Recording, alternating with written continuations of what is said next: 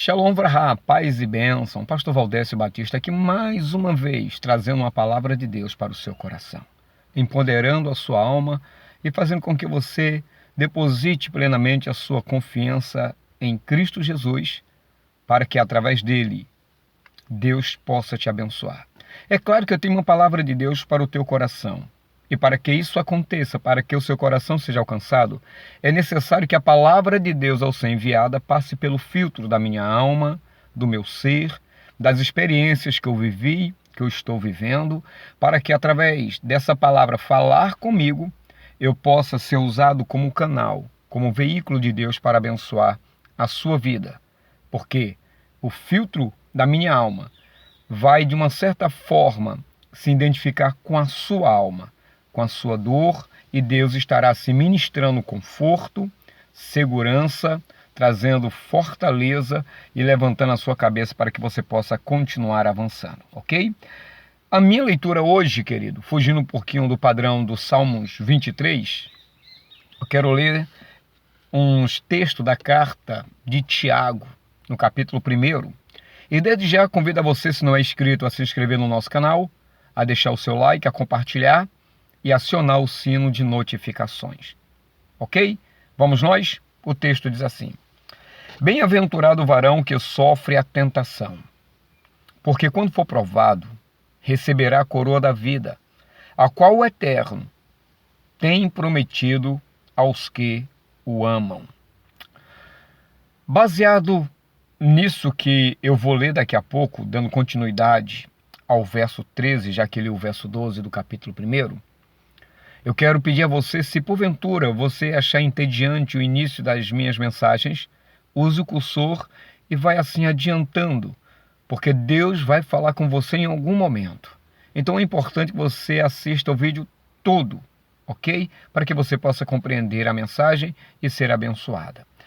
A palavra bem-aventurado fala daquelas pessoas que são felizes. O que ele está trazendo na nossa memória nesse momento? Que ninguém quer ser tentado. Por quê? Porque foi justamente na tentação que o primeiro casal, Adão e Eva, caíram no pecado. E quando eles caíram, o estado do pecado se alojou neles e na sua descendência. Então todo ser humano ele vai ser tentado sempre.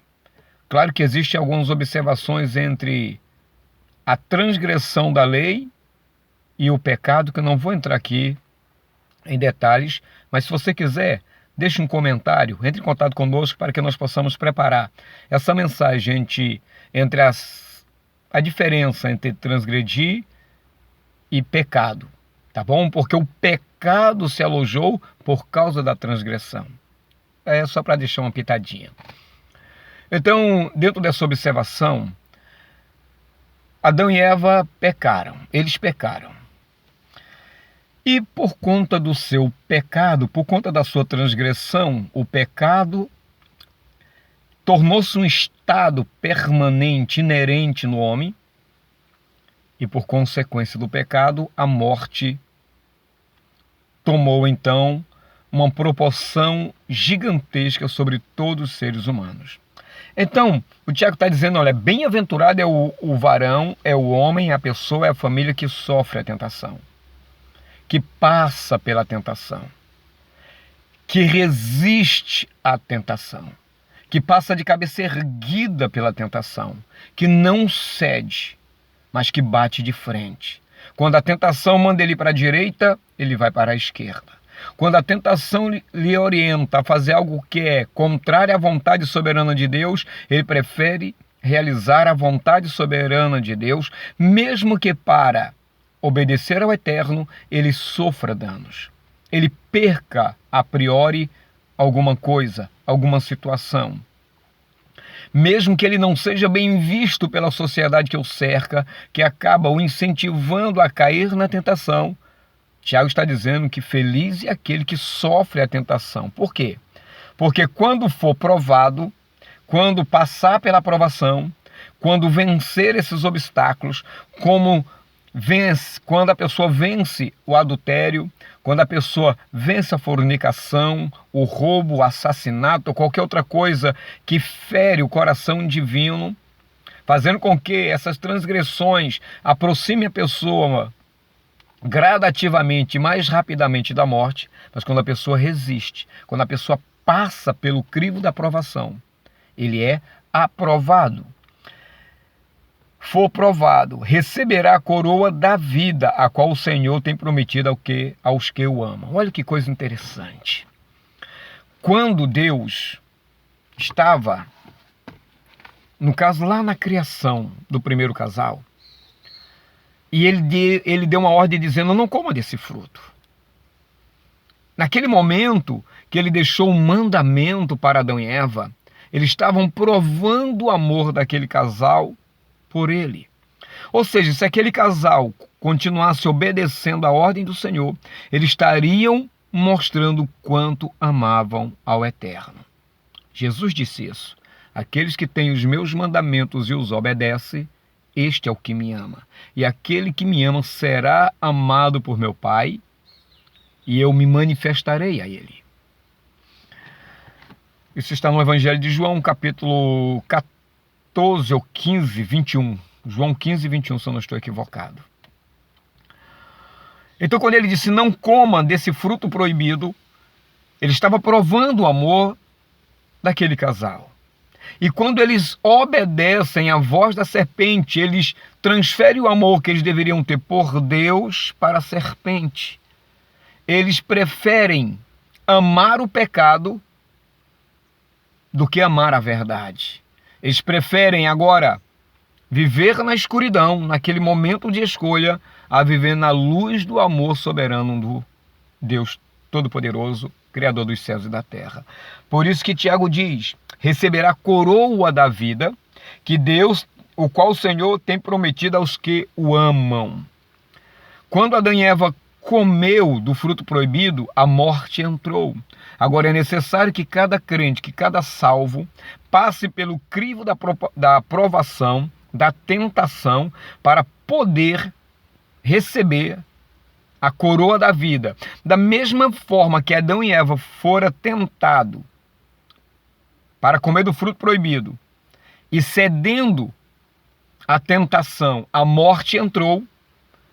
Passar pela provação, passar pela tentação aprovado, é a garantia que estamos recebendo a coroa da vida e estamos provando que amamos a Deus e que, por Ele nos amar, Ele nos garante, Ele nos imprime a vida eterna. Que maravilhoso! Isso é tão fantástico que Tiago pode ter aqui em mente o Senhor e Salvador Yeshua. Quando o Senhor Yeshua, após ser batizado por Yohanan, por João, o batizador, ele se enche do Espírito, Deus o enche do Espírito Santo, a ponto de transbordar, e o próprio Espírito o leva ao deserto para ser tentado pelo diabo. Ou seja, como Adão e Eva foram tentados no jardim, o Senhor Jesus agora vai ao deserto, que é um paradoxo, né?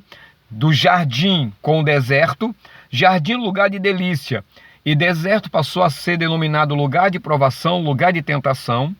E ali ele é tentado naquilo que é isso que eu quero trazer à tona daqui a pouco, por aquilo que lhe parece ser necessário.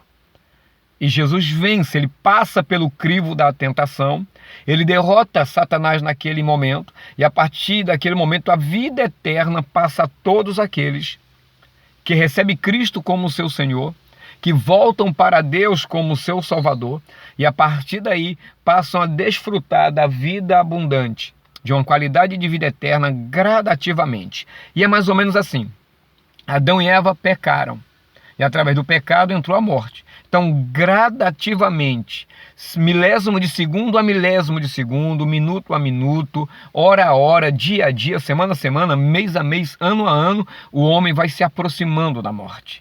Mas quando nós entregamos a nossa vida a Deus pelos méritos de Yeshua, do Senhor Jesus, e passamos a andar com Ele, obedecendo os seus mandamentos, vivendo para Deus, a morte vai se distanciando de nós e gradativamente, milésimo de segundo a milésimo de segundo, minuto a minuto, hora a hora, dia a dia, semana a semana, mês a mês, ano a ano, nós vamos nos aproximando da vida eterna. Faz sentido? Se faz sentido, não é escrito, inscreva-se. Está gostando? Está fazendo sentido na sua vida? Compartilhe e deixe o seu like, ok? E ele diz assim, olha, ninguém... peraí, tem uma questão aqui que eu quero trazer para vocês. O qual o Senhor tem prometido aos que o amam. Quando Deus declarou que no dia que Adão e Eva comessem daquele fruto, certamente morreria, ali estava uma promessa em forma de mandamento que se cumpriria durante toda a vida do ser humano. Só que Deus também faz uma mesma promessa, só que para reverter a situação. Então a vida eterna também é uma promessa. Aquele que guarda os meus mandamentos, aquele que obedece os meus mandamentos, esse é o que me ama. E aquele que me ama será amado por meu Pai, eu me manifestarei a ele. Ou seja, eu estarei o guardando da morte. Foi isso que ele disse, tanto ao escritor dos Hebreus, relata isso, e também em Apocalipse, que ele agora tem a chave da morte e do inferno. Então, é ele que comanda. No capítulo 28 de Mateus, verso 19, se eu não me engano, está assim: eis que fora-me dado todo o poder nos céus e na terra. Então, Deus deu para ele todo o poder necessário. Então, nele, a promessa de Deus se cumpre gradativamente. Vale ou não vale a pena servir a esse Deus? Vale ou não vale a pena? Gostou? Vamos continuar? Beleza. O verso 13 do capítulo 1 de Tiago diz assim: ninguém sendo tentado diga, de Deus sou tentado, porque Deus não pode ser tentado pelo mal e a ninguém tenta. Ou seja, quando alguém estiver passando pelo crivo da tentação, não pense que é Deus que está te tentando. Ele está ciente da tentação. Deus está permitindo a tentação. E tudo isso não é para que você prove para ele quem você é, mas que ele prove para você mesmo quem você é e o quanto você pode suportar. Deus não vai te dar um peso que você não possa carregar. Ele não vai deixar você passar por uma tentação se essa tentação não for possível ser vencida. Então Deus a ninguém tenta. Ele não pode ser tentado pelo mal. Então ele não tenta ninguém. Sabe por que Deus não tenta a ninguém? Porque ninguém conseguiria resistir à tentação do Deus único e verdadeiro, todo-poderoso. Mas aí Tiago não para só aí. Ele diz no verso 14: mas cada um é tentado quando atraído e engodado pela sua própria concupiscência. Ótimo. Porque Deus não tenta ninguém. Já foi explicado no verso 13. Mas o verso 14 diz qual é o agente da tentação. O agente da tentação nada mais nada menos é aquele que está internalizado em nós. A tentação é o desejo dentro de nós que cria uma força que nos impulsiona a fazer algo que é contrário à vontade de Deus. Então a tentação, ela pode vir de maneira externa. Por exemplo, você é casado e de repente, onde você trabalha, por uma razão ou outra, uma mulher começa a dar mole para você, começa a te dar condições. Ela sabe que você é casada, mas mesmo assim ela te deixa todos os caminhos abertos para que você possa se enveredar por esse caminho de prostituição, de adultério. Você naquele momento é atraído, é o desejo que está lá dentro. É algo que precisa, entre aspas, ser feito, realizado. É um desejo insatisfeito. Por exemplo, vou dar um exemplo clássico disso. Comer. Comer você come quando tem fome, mas ele não te satisfaz plenamente. Por isso que você tem sempre necessidade de comida, de igualmente água. Então, existe uma força chamada pecado, um rei chamado pecado dentro do ser humano, que está internalizado. E quando alguma coisa está lá dentro e não está completamente satisfeita, é natural que as externalidade das coisas nos instigue, sabe, nos impulsione a querer aquilo que não é plenamente satisfeito. Vou dar um exemplo assim até drástico, me perdoe os muitos exemplos. Quando uma pessoa ela é viciada em drogas, ela não se satisfaz só com aquela coisa que ela usa naquele momento. O organismo vai pedindo sempre mais, sempre mais, sempre mais. E através desse desejo insatisfeito, pulsante e forte, dominador na vida dessa pessoa, ele vai fazer de um tudo, ele é capaz de cometer as maiores atrocidades para poder satisfazer aquele desejo. Então, é isso que o Tiago está dizendo. Mas cada um é tentado quando atraído. Percebe que existe uma coisa aqui dentro. E para essa coisa pulsar, para que essa coisa nos domine, é necessário uma coisa externa, uma isca, uma armadilha possa nos chamar, nos atrair, nos tirar da posição, vou repetir, nos tirar da posição que nós nos encontramos. Quando Adão e Eva estavam na posição plena de comunhão, de harmonia, de santidade com Deus, não havia nenhuma possibilidade deles pecarem, até Deus dizer para eles, deste fruto não coma. Quando ele disse, deste fruto não coma, alguma coisa foi despertada no homem. E o homem então tinha que se manter firme, fiel, dedicado. Eles resistiam à aparente tentação, até a manifestação externa da serpente, aonde dentro de um diálogo, ela abre uma porta para dizer para Adão e Eva, certamente não morrereis. Porque Deus sabe que no dia que comer desse fruto, seus olhos irão se abrir e vocês serão como ele. Percebe que alguma coisa foi instalada lá dentro e agora está sendo puxada para fora, está fazendo com que aquelas duas pessoas, aquele casal, seja impulsionado. Eles saiam da sua posição. Porque a isca foi dada e foi apresentada, está diante deles. Agora compete a eles saírem daquele lugar de segurança, de prova de amor, para poder morder, abocanhar a isca. Porque aqui a palavra engodo tem justamente a ver com isso, com isca, com armadilha, em usar algo para tirar alguém do seu lugar de segurança, do seu lugar de proteção. Então, cada um de nós somos tentados, nós somos engodados pelo quê? Justamente pela vontade de pecar. Algo que está aqui dentro. Mas cada um é tentado quando atraído e engodado pela sua própria concupiscência. Essa é a isca entre tantas outras que possam ser usada. Agora, será que você não tem caído em alguma isca, na isca da internet, da pornografia, do alcoolismo, das drogas, da prostituição? Sabe, pela ganância, pelo amor ao dinheiro, pelo seu egocentrismo.